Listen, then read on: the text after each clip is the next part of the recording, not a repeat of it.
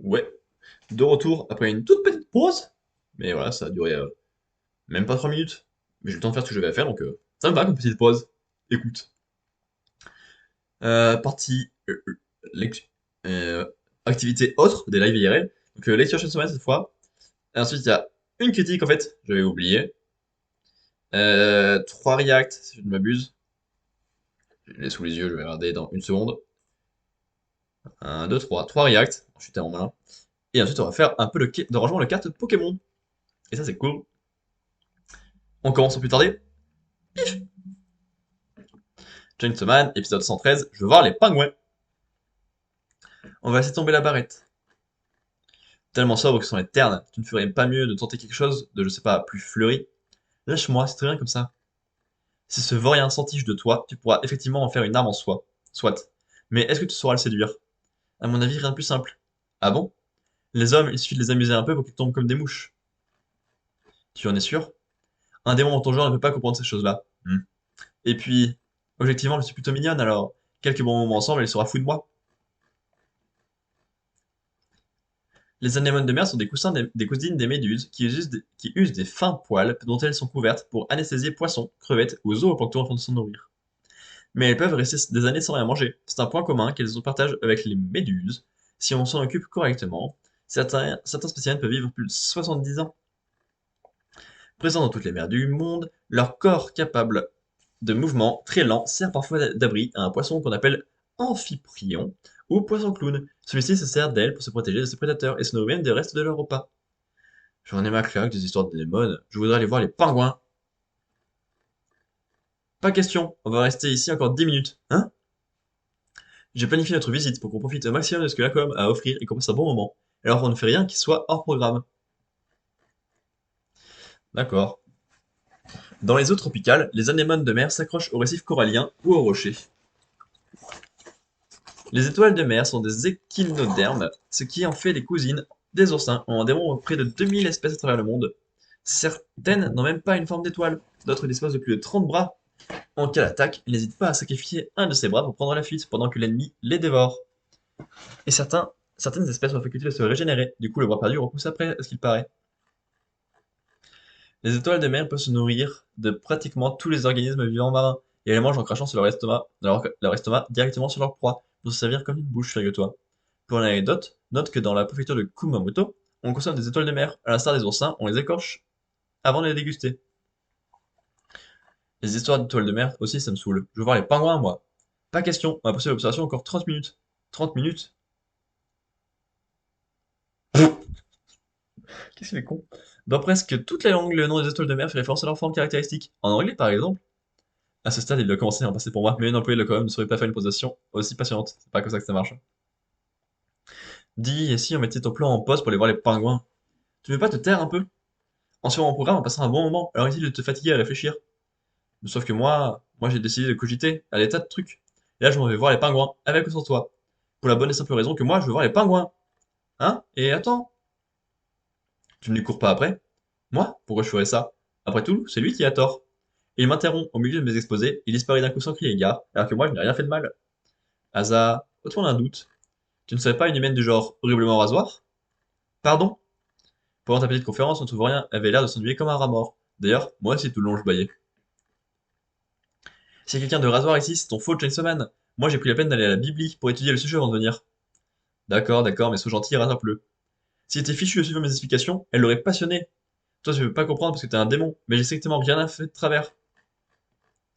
C'est vrai. Ah, n'a strictement rien fait de travers. Mais tu te sors toi. Denji n'a aucune idée de ce qui est juste ou bon. Tu as raison sur toute la ligne. Il y a un seul point sur lequel tu te trompes. Au bout de compte, tu seras incapable de faire de lui une arme, je me trompe. Tu ne sais agir que dans le sens du bien, alors. Jamais tu ne changeras quiconque en arme. Tu connais l'existence du pouvoir? Je ne te l'ai pas encore dit? Je suis la grande sœur du démon guerre, le démon famine. Mais tu peux m'appeler Kiga. Kiga? Oh misère, hasard, n'écoute surtout pas ce qu'elle... Yoru?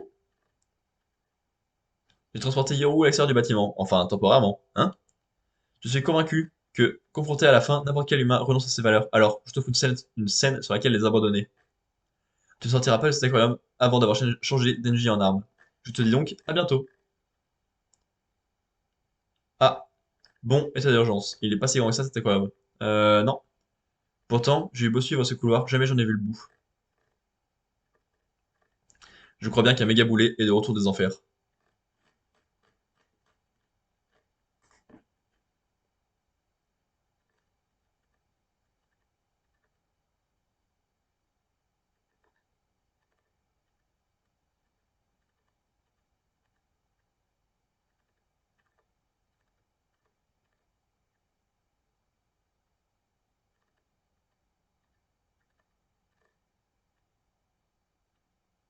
Comment ça, le troisième, c'est qui le quatrième qui avait l'Apocalypse?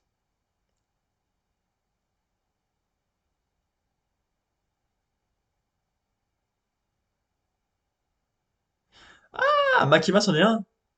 Ah, d'accord.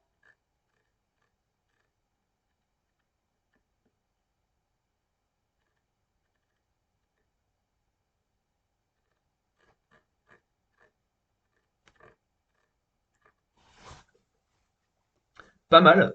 La blague sur le fait que Kaza soit totalement nul en drague, alors que c'était son plan de draguer comme pas possible. C'est plutôt rigolo. Pas exceptionnel encore une fois, mais rigolo. C'est déjà beaucoup. Voilà, c'est déjà tout. Non, non, non, c'est cool. Il affronte des ennemis qu'il a déjà affrontés, à part dans le même ordre, mais je me souviens pas de tout Chainsaw Man, donc c'est compliqué. Je sais que ça, c'était dans l'hôtel. Je me souviens de la scène où on le voit dans l'ascenseur, je crois, où c'est un énorme tas de Sheikh, le démon qui bloque un peu l'espace. Donc c'est ce qu'on avait dans l'hôtel, là où on a découvert Kobeni, Himeno, tout ça, tout ça. Ok, pourquoi pas, c'est rigolo de les voir affronter les mêmes ennemis, voir comment ça a changé. Et pour l'instant, t'as notre personnage principal actuel, qui est un peu coincé, encore une fois, entre le fait qu'elle est très nulle en drague, le fait qu'elle a pas trop envie de transformer quelqu'un en arbre alors qu'elle est obligée de le faire, le fait que son allié disparaisse, en même temps un allié qui est très con, qui lui attend que l'adversaire parle trois fois avant de faire mais en fait il parle pas!» C'est un peu tard. Nouveau cavalier d'Apocalypse qui est introduit comme ça, à brûle pour point.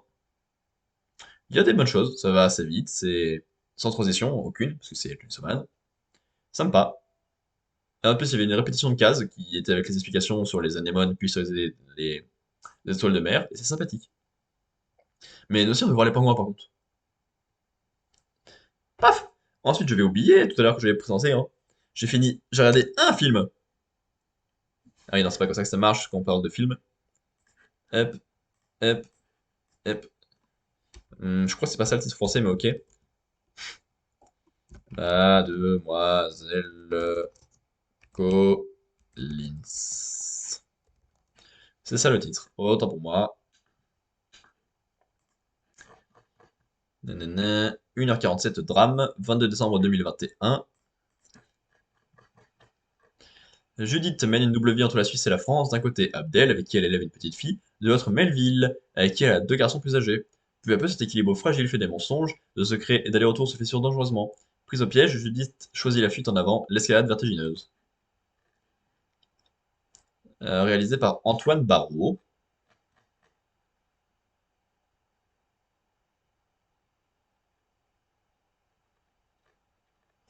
Je trouve qu'on c'est Madeleine. Pourquoi j'ai lu Mademoiselle? Antoine Barrault, il a fait Monstre. Bah non, c'est des courts-métrages, on s'en fiche. Je crois que c'était un de ses premiers films, hein. Court-métrage, court-métrage. La Song, mais c'est pas connu. Mais du coup, je connais pas. Court-métrage, documentaire, court-métrage, documentaire, court-métrage. Les Gouffres, j'ai jamais entendu parler. Court-métrage, scénariste. Le dos rouge, je connais pas. Documentaire adapté.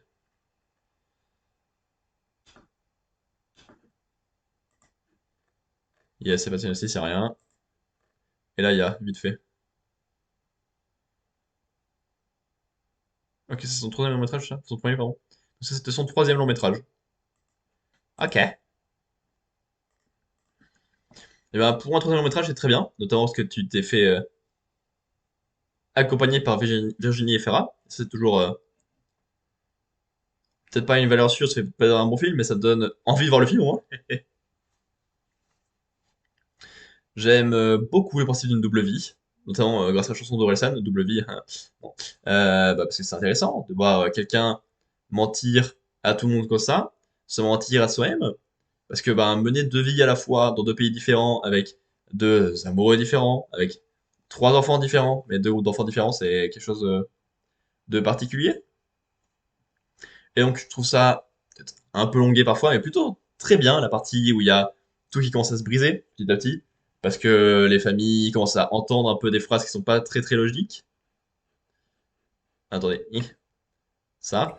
Parce que euh, ils commencent à se parler entre eux, parce qu'ils se sont déjà croisés, parce qu'il y a des amis d'un côté qui commencent à rencontrer des amis de l'autre. Pour plein de raisons, ça commence un peu à s'effriter. Tu m'as demandé de ne pas appuyer, c'était excitant. Une femme comme toi qui vient ici, qui fait semblant de pas être effrayée. Et ça marche particulièrement bien, notamment parce que ça casse les personnages au fur et à mesure. Mais par contre, une fois que c'est vraiment cassé, je je sais pas, ça va un peu moins Quel est votre nom, madame? droit au but, c'est très Trop simple. ça se perd en fait, je trouve. Et je trouve ça dommage avec un tel sujet d'avoir une fin un peu en demi-teinte comme ça. Parce qu'il y a clairement le potentiel pour faire plus sur la fin. Chaque fois, c'est la même histoire. Elle est... Soit avoir un vrai côté qui éclate, un truc comme ça. Parce que là, finalement, il y a un côté où elle pète un câble, mais après, elle se rend, ou je sais pas quoi, c'est bizarre. Et finalement, elle choisit pas grand-chose, c'est particulier, et un peu dommage. Ça s'est bien passé, t'es lituanien? Ouais, ça va. Ton fils a appelé? C'est un Hmm, autre fils. Ah non, quand il m'énerve, c'est que le tien. ouais. Surtout, en fait, le problème, c'est que les autres personnages sont pas assez développés. On montre bien elle, on montre bien ses soucis, et après, en fait, quand elle se règle, Pourquoi tu joues là? plus ou moins, c'est qu'on voit très peu les autres, en fait, agir, réfléchir, comment ils pensent, et c'est ça qui est dommage, je pense. Attention, chère Margot, je savais pas que vous connaissiez Judith, je Pierre-Paul. m'appelle Judith. Euh... C'est bizarre qu'on fasse des choses comme ça, sans s'y être préparé. Voilà, mais pour un troisième film, c'est très bien. On peut pas continuer comme Il y a Virginie Fira, donc c'est très bien. Permanente, à tout le monde. Tu me fais peur. Juste, ouais, je suis pas convaincu par la fin, mais je me répète un petit peu. Tu m'as demandé de ne pas appuyer, c'était excitant. Je m'attendais à davantage, comme disent les mauvais professeurs. Pas être effrayé. Allez, ça me va comme critique. Et ensuite, ben, on a un petit peu de React. React. Comme dit la grenouille. React. Le premier trailer de Indiana Jones 5 and the Dial of Destiny, qui sort en 2023. Indiana Jones, je sais pas ce que vous en pensez, mais les... le premier est archi culte, évidemment. Le deuxième avec son temple, le troisième avec le père, il y a toujours des bons souvenirs. Et après, il y a le quatrième qui est un peu décrié avec ses aliens, ses ovnis, avec Shia LaBeouf évidemment, qui joue un fils. Mais voilà, l'univers il est sympathique. Sans plus, et malheureusement, ouais, comme tous les films cultes un peu de ce genre-là de saga, les films sont cultes, c'est pas pour rien, tu vois, on sent que quand même il y avait des trucs innovants, nouveaux, aventures par rapport à l'époque, qui étaient pas trop courants. Mais maintenant, c'est pas si ouf que ça. Ça marche toujours très bien, c'est ça qui prouve que c'était un grand film. Mais on peut faire mieux maintenant largement. Donc on va voir si Indiana Jones 5 arrive un peu à... Non mais avoir un vieux monsieur qui fait des sauts comme ça de voiture déjà...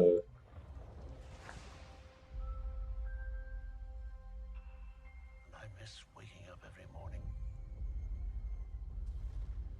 wondering what wonderful adventure the new day will bring to us. Those days have come and gone. Perhaps. Perhaps not. I don't believe in magic. But a few times in my life, I've seen things Évidemment, l'acteur rajeuni, can't explain. parce que pourquoi pas. And I've come to believe it's not so much what you believe.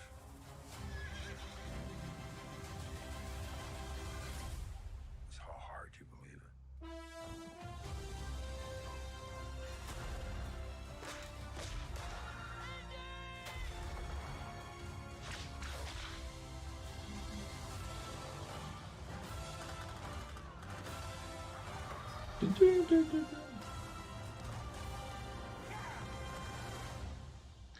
Ça n'a aucun sens. La musique, ça me fait penser au jeu Lego Indiana Jones plutôt qu'au film Indiana Jones. I'm her godfather.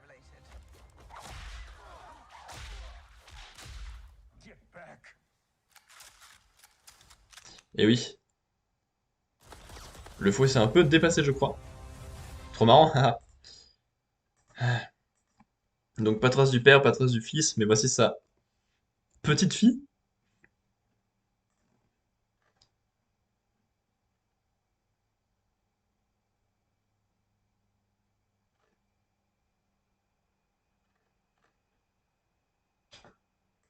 Et le cadran de la destinée en français. 28 juin 2023 en salle. Ok.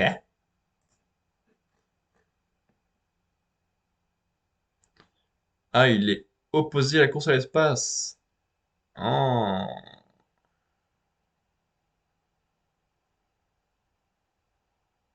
C'est étrange comme sujet, mais pourquoi pas. 2008 le dernier, donc 15 ans après. Phoebe Waller-Bridge, je connais pas. Ok, Mads Mikkelsen, ça je suis content, j'aime bien. J'aime bien beaucoup. Je sais pas qui c'est, Thomas Kretschmann, Boyd Aldwood, Shawnette Renee Wilson, Toby Johnson, Antonio Banderas, évidemment. Ça, c'est cool.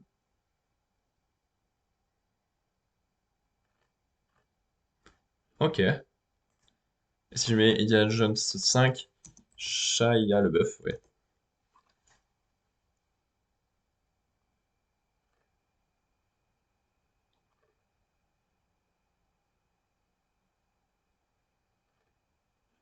Ok.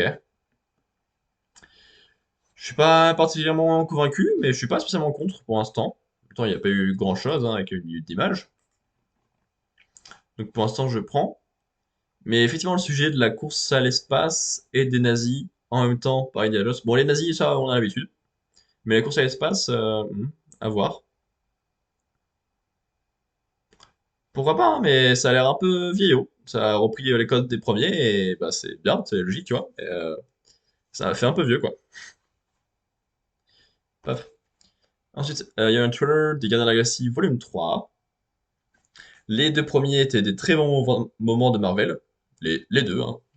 Que ce soit en tant que film, en tant que mouvement dans la phase, tout ça. Parce qu'ils sont plus ou moins indépendants des autres films Marvel, et ça c'est bien. Parce qu'il y a... Ça fait un film playlist, mais c'est justifié par le personnage de Star-Lord. Ou plutôt, devais-je dire, de Mario. Ça c'est cool. Je me suis perdu le déchet des blagues et je me perds après. Je suis vraiment trop con. Bref, j'ai plutôt hâte de voir ce que ça peut donner. Bien, bien, bien, bien, bien. La scène avec les tenues galactiques Power Rangers, ça a l'air plutôt sympa. Ça a l'air plutôt joli, avec des gros monstres de l'espace, plein de trucs comme ça, et chacun a ses petites couleurs. Il y a l'air d'avoir pas mal de travail sur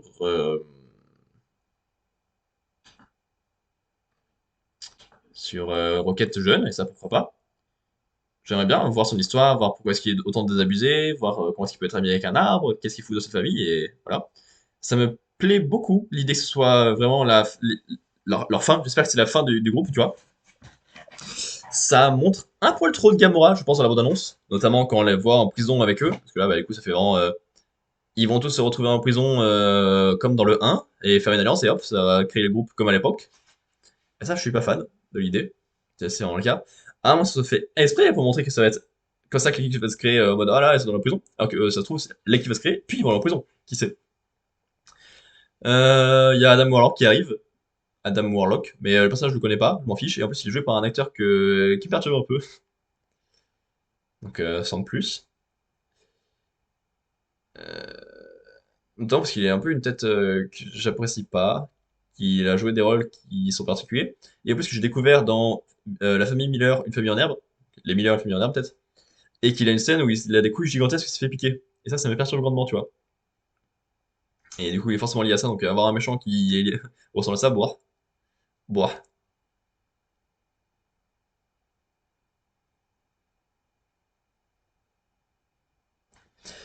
Hop. Du coup, ça sortirait le 3 mai 2023 en salle. Notre bande de marginaux favorites a quelque peu changé. Peter Quill, qui va toujours à perte de Gamora, doit rassembler son équipe pour défendre l'univers et protéger l'un des siens. Donc il va devoir retrouver Gamora, recréer les liens avec elle, ou alors la laisser libre maintenant qu'elle peut l'être. Euh, Encore faire face à la perte de son vrai père, à la perte de son père bleu, et à sa filiation de son vrai père. Donc c'est peut-être pour ça qu'il y a la scène avec le sang et le cri bah, comme ça. Plus il doit défendre Rocket, qui aura son petit truc un peu personnel, peut-être des fois des moments tout seul, qui à un moment il fait un câlin une bolette, pourquoi pas. Il y a Groot qui fait We Are Groot, mais ça on s'en fiche. Et en cas d'échec, c'est mission pour marquer fin des gardiens, c'est qu'on les connaît, mais ça on s'en fiche. Ok.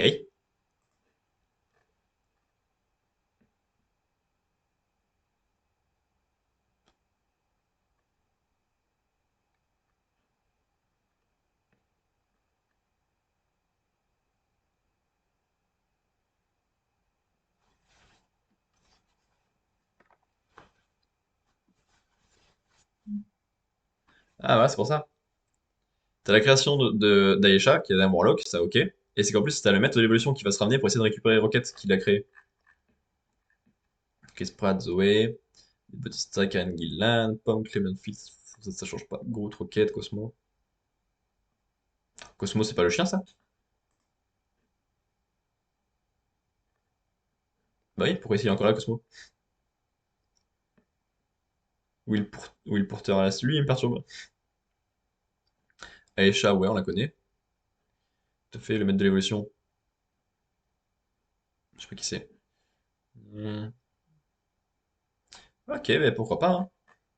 À voir, à voir. Mais ça pourrait être la meilleure trilogie du MCU de très loin. Un peu de choses près. Et ensuite, j'ai jamais joué à The Last of Us. Parce que c'est le type de gameplay qui me plaît pas trop. J'ai eu beaucoup de mal à faire quelques-uns des Uncharted. Je crois que j'ai terminé le 2 et le 4 au final. Et en plus, le quatrième parce que c'était en live, hein, sinon j'aurais jamais terminé, je pense.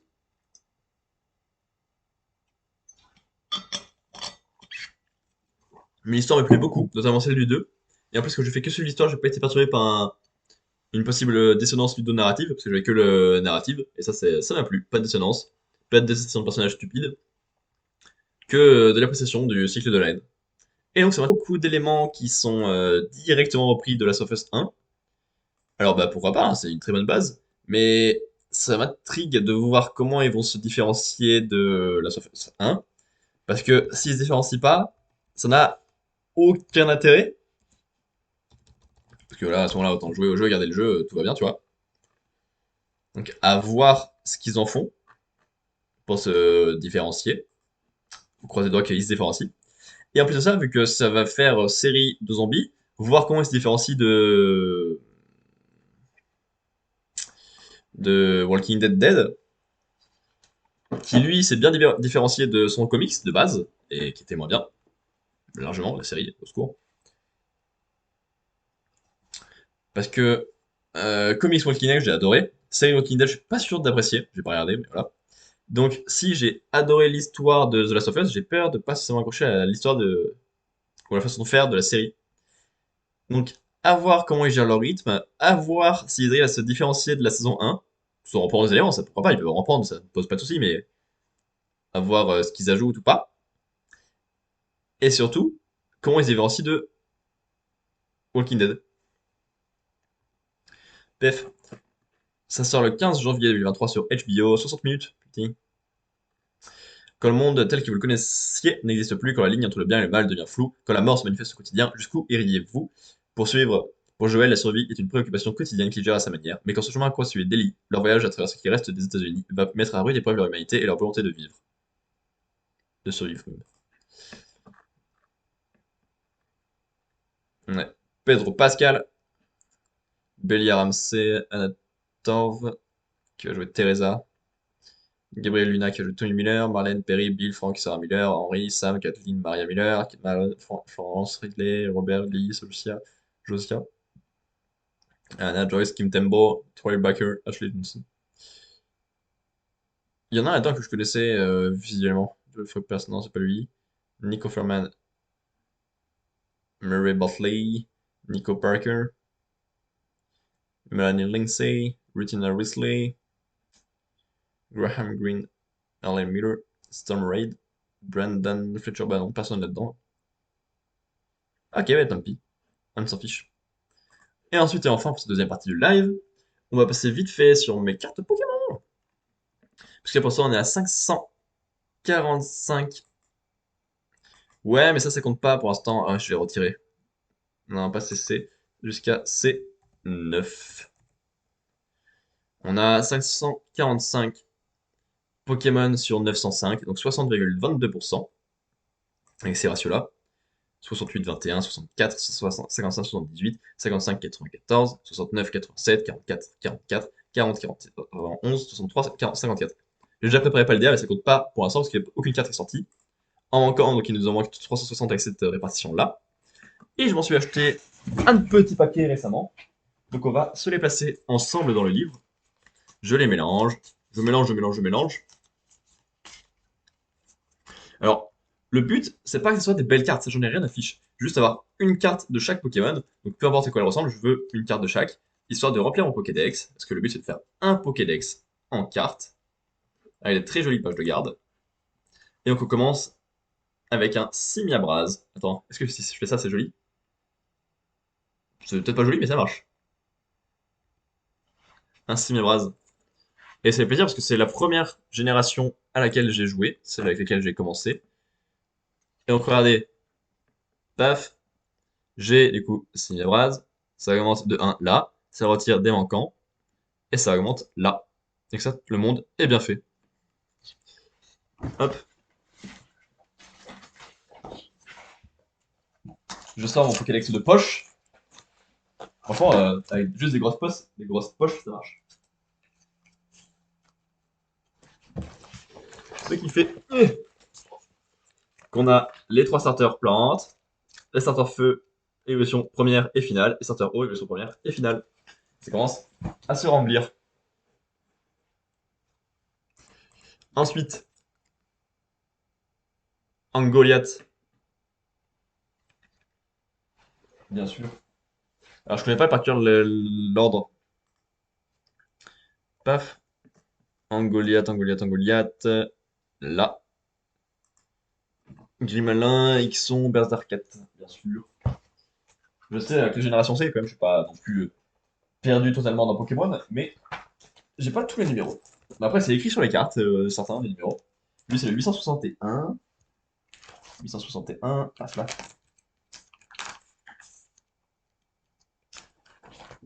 Et poum là. Ah oui, ouais, forcément. Et poum, la double page un peu remplie. Avec le petit Angoliath nouveau. Là. Littéralement sous mon pouce, alors j'ai fait le plus d'efforts possible pour prendre un chemin long. Quel débile. Ah quoi? Attendez-vous à ce qu'il y ait beaucoup de 8G. Je sais pas pourquoi j'avais envie de prendre de la 8G. J'ai commencé à la base en me disant je vais faire de l'ordre, je vais prendre un peu de 4G parce que c'est la première. Ensuite, je suis totalement parti sur la 8G. En plein milieu de mes achats. Du coup, il va y avoir presque que de la 8G. Hein. La 8G.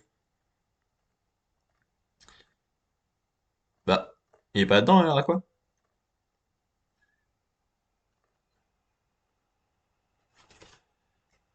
C'est pas de la 8G ça? Non, pas du tout. Qu'est-ce que je raconte? C'est de la 7G, ça c'est Alola ça. Ah, quoi? Paf.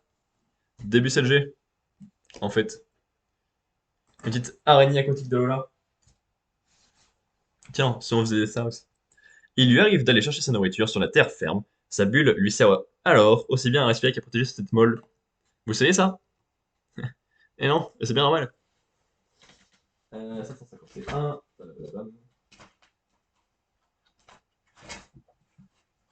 750. 49, 51, c'est là. Et paf là. Pas mal de monde. Ah, allô là. Allô là. Ensuite, grosse 8G. Non, je rigole, c'est la 1G, ça. Le petit fenard. Fenard, fenard, fenard.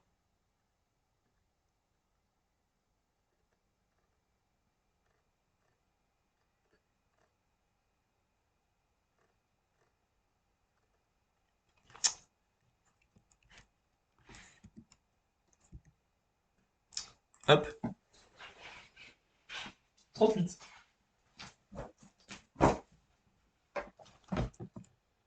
Selon la légende, chacune de ces 9 queues possède un pouvoir magique unique et spécial. C'est tout.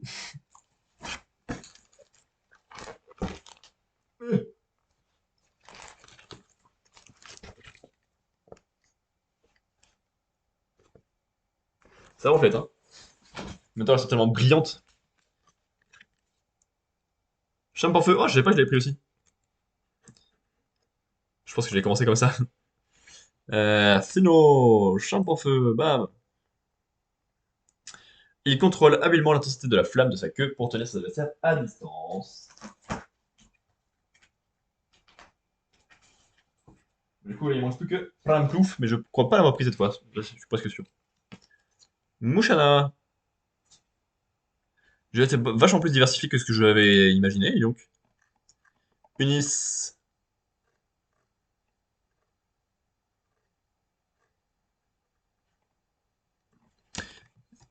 Mouchana. Hop. 518.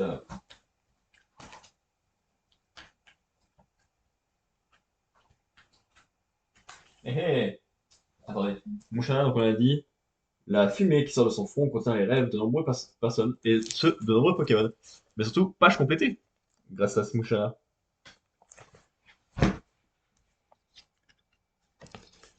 Fluvetin. Fluvetin, c'est à Kalos, ça? Oui.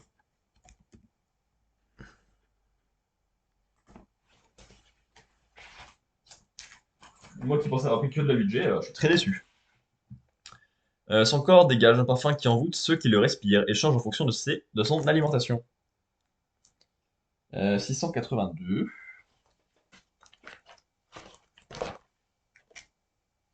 Ah non! Ah si, c'est un 6G, je suis complètement con. Je viens de le cocher.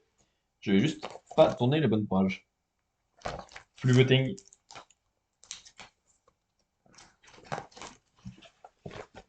Pouet, pouet. Le voilà. Ensuite, waouh, un Nosferatu. Capable de voler dans des grottes obscures, il émet des illustrations pour détecter les divers obstacles. Kanto. C'est plus rapide que ça. Nosferatu. Hop là. 41. 41, 41, 41.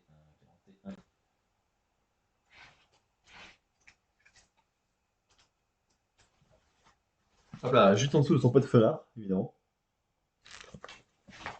Ensuite, Mini Draco. À la fin de la G, ça. Là. Tac. J'ai pas assez de pochettes pour tous les ranger, donc ça se rangera pas aujourd'hui. Ah tiens, j'ai oublié de dire. Ce Pokémon est plein de vitalité, il est mu et grandit très régulièrement. Super. Mais du coup, je peux pas le ranger. J'ai pas cette pochette. Ma Membo. C'est con à dire, mais c'est ma Membo. Unis. Ma Membo. Il vit en dérivant dans les grands océans. Quand il trouve des Pokémon blessés, il les ramène jusqu'à la côte. 594.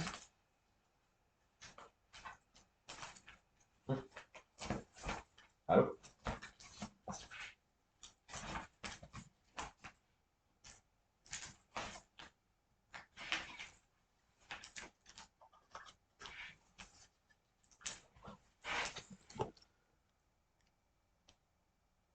Les pages se remplissent petit à petit, hein, ça fait plaisir à voir.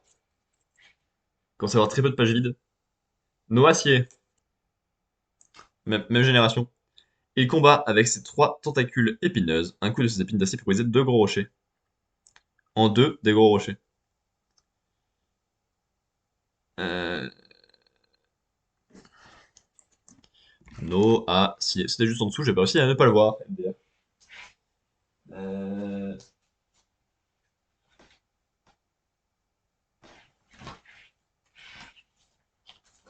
C'est sur la même page. C'est rigolo parce que je les ai reçus dans un aléatoire et qu'en plus je les ai mélangés. Je vais essayer d'en deux dans la même page d'affilée. Ensuite, Vastourno. Il trouve des os convenables pour protéger ses arrières, puis harcèle les Pokémon les plus faibles que lui. Mais c'est un salaud en fait. Je savais pas. Boss. Porno, il est pas là?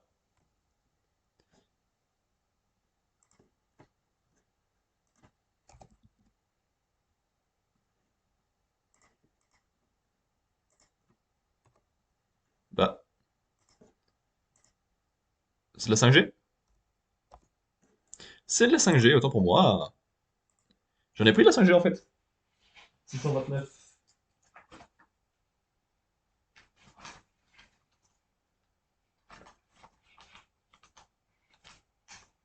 Ah, presque. Il manque son évolution du coup. Il manque votre tutrice et la page est pleine. Est pleine. Est pleine. Pachirizu! Il arrive que deux Pachirizu se frottent les joues pour partager l'électricité qu'ils ont accumulée. C'est sympathique de faire ça. Pachirizu. Pam. On verra tous les chiffres ensemble à la fin. Ça sera beau à voir. 417, 417, 417.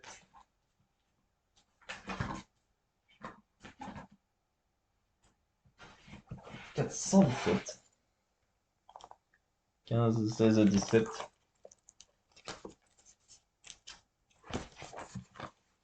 Ah, c'était pas la meilleure génération, faudrait qu'on ait bien rempli en plus. Ok. Ensuite, Megavolt. Quand on l'attaque, il projette une multitude de fils électrifiés pour créer une barrière électrique. Malin. Megavolt. Oh! On va encore compléter la même page. 596.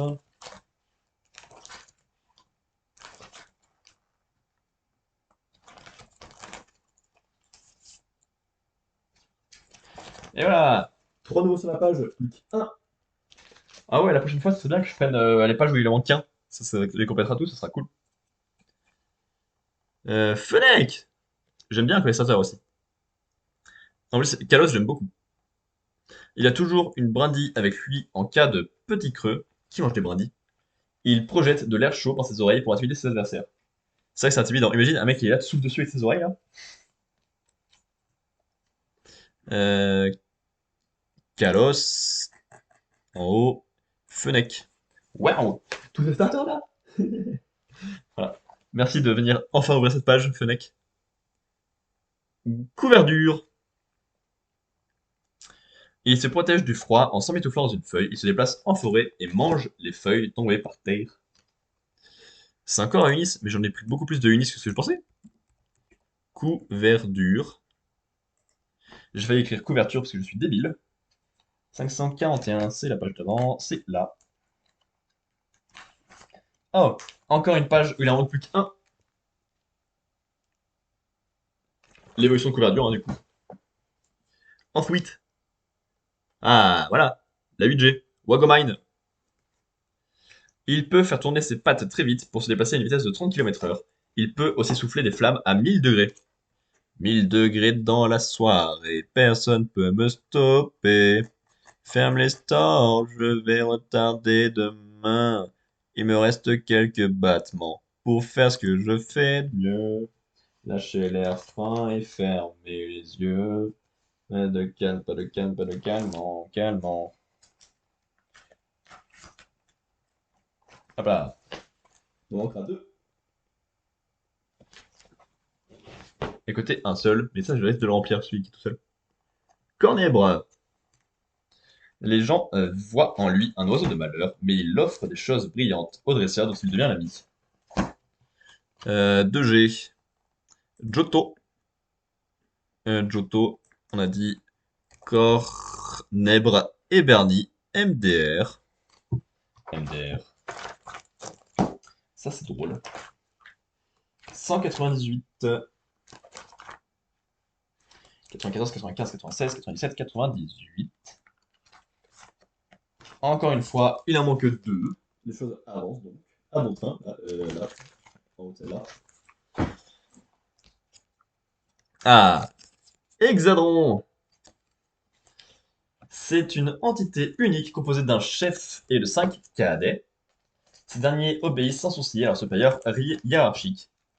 Non, faut pas faire ça, les gars, faut pas obéir, hein. Hop là. Komorebi, pire conseil. 470.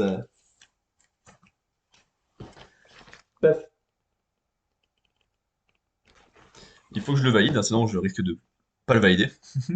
Eh, si je valide pas, je peux le valider ou quoi? Hexadron. Ensuite, Astakuda. Il charge d'un coup en faisant tourner sa nageoire caudale. Il peut transpercer ses proies à une vitesse dépassant les 1000, les 100 nœuds. 1000, c'est beaucoup. 847, c'était la page d'avant. Oui, oh! La page est complète. Et ça fait plaisir. On monte un petit peu. Astakuda. Bam! La page complète, là, regardez comme c'est trop beau. Ensuite, Chami! Il offre au dresseur auquel il accorde toute sa confiance des baies décorées avec de la crème. 869. Là. Juste avant son nouveau pote Hexadron. Donc ça fait presque deux d'affilée. Enfin, ça fait deux d'affilée, je suis complètement con s'il est juste avant. Et voilà. Ensuite, Berserkat de Galar. Donc, mais Berserkat c'est il tout seul, donc forcément c'est de Galar. Enfin, il est que là, quoi. Berserkat. 863. Celle-là. Wow. Une carte devant deux pages d'affilée. Là, en bas, il est là. Belle de neige. Sans pitié pour les vandales, il bat ses ailes gelées pour provoquer des blizzards et punir quiconque ose souiller les champs et les collines. Il est là. Il est pas très loin dans le Pokédex. 873, 71, 12, 13.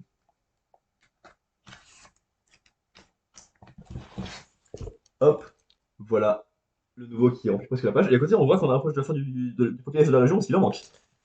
Et que plus aussi des Pokémon un peu moins communs, moins on en a. C'est pas très français, mais ok. Raichu! Sa longue queue agit comme une prise de terre qui l'empêche d'être affecté par le courant à tension accumulé dans son corps.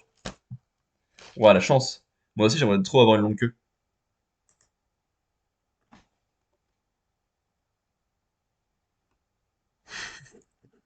N'importe quoi, le type.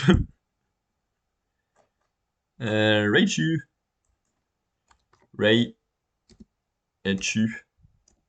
Pikachu. Paf.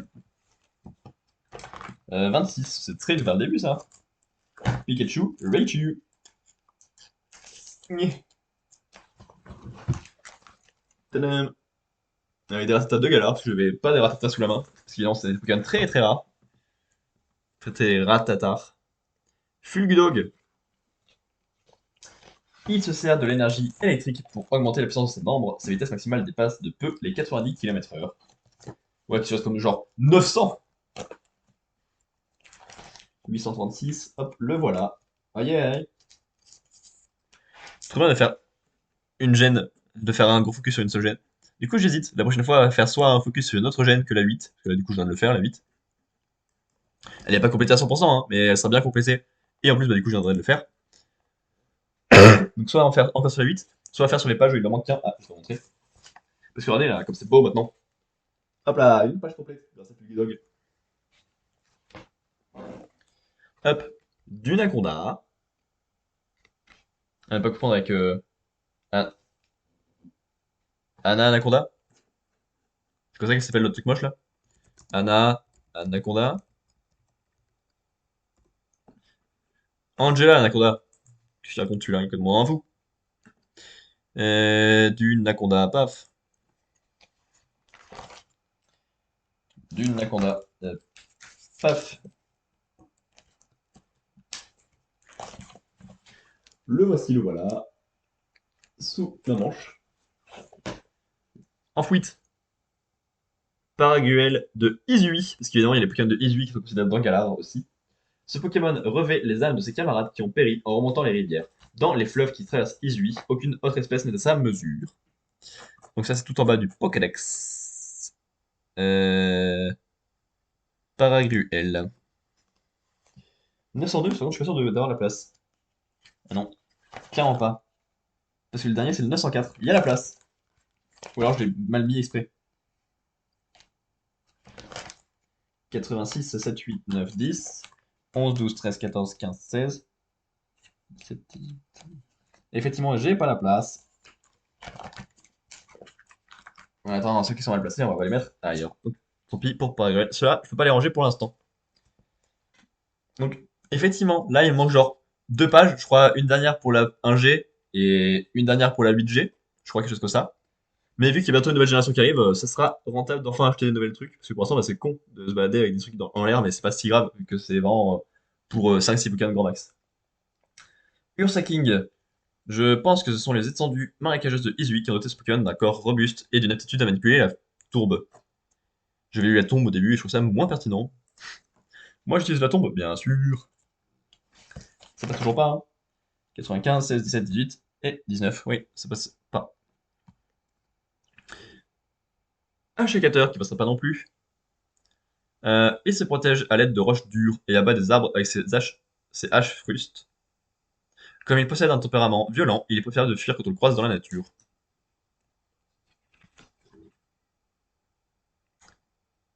Je l'ai pas noté, attends. Un sécateur et nous 12% Astronel. Il déploie ses pouvoirs psychiques pour sonder les alentours sur un rayon pouvant atteindre 10 km. Oh! Oh! Astronel. Dip, dip, dip. Dip, dip, dip, dip. Là. Une double page remplie avec les Pokémon de base de la génération. C'est trop beau. Tu t'es écrit. Les motifs antiques qui ont été gravés en y incorporant une puissante maléfique. Ouah, putain. Une puissante malédiction ont aspiré l'âme de tout à fait avant de prendre vie. Le gars ne sait pas lire, en fait. Tu t'es écrit. Tu t'es 867. 3, 4, 5, 6 et 7. Hop, juste avant Crémy, le voilà. On approche de la fin, plus ou moins. Mouflair, évidemment, on retourne en 4G à un moment. C'était mon premier objectif en achetant à la base. Il attaque en projetant un liquide fétide au bout de sa queue. Mieux vaut l'attaquer par les airs. Sinon, Mouflair, Mouflair, paf.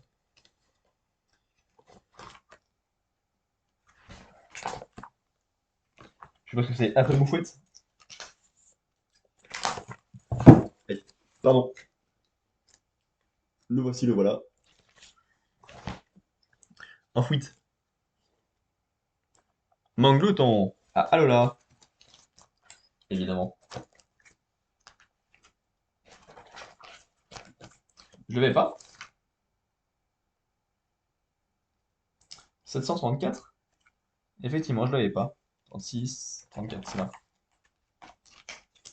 là. Il furette du matin au soir en quête de nourriture. La nuit, exténué, il tombe comme une brique et s'endort sur place. C'est un peu un bolos, comme on dit, quand on a la classe. Manque de ton. Et donc, tadam. Tadam, tadam.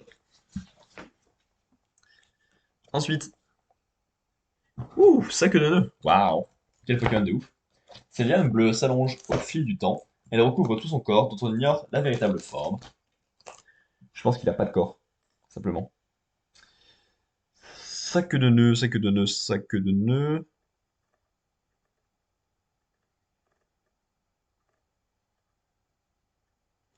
Sac de nœud. 114, waouh. Il est vachement plus loin dans l'alphabet, je veux dire. Vachement plus loin dans le Pokédex que j'avais imaginé.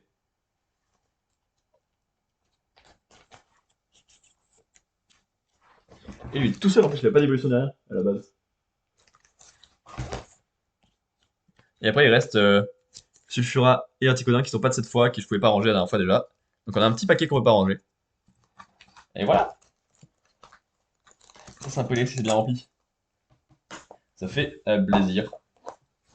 Et donc, si on regarde ensemble, On est à 579 sur 905, avec 63,98% de complétion. Galar est passé premier avec 78,13, évidemment.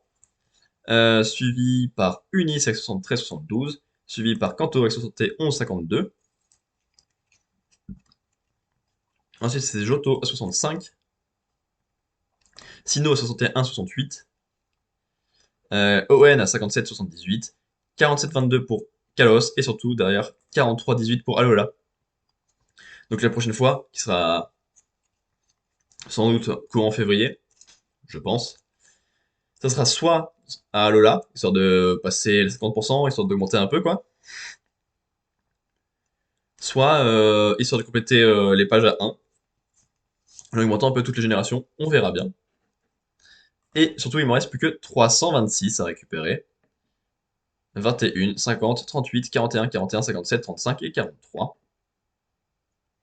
Je sais pas, si je fais là où il y a le moins de pourcentage, là où il y a le plus à récupérer encore. Donc ça sera soit Alola pour le pourcentage, soit Owen pour le nombre de cartes, soit un peu partout pour faire une page. On verra. Voilà qui conclut la partie live IRL, où on discute tranquillement. Il est 21h45, je sais pas à quelle heure rentrent d'éventuelles gêneurs, mais en soi, moi j'ai le temps pour jouer à Professor Layton. Allez. Mini pause, histoire que je range les cartes, le classeur, et que je range mieux celle-là, que je peux pas ranger. D'ici 21h50 grand max. Allez, on se dit 21h50 grand max.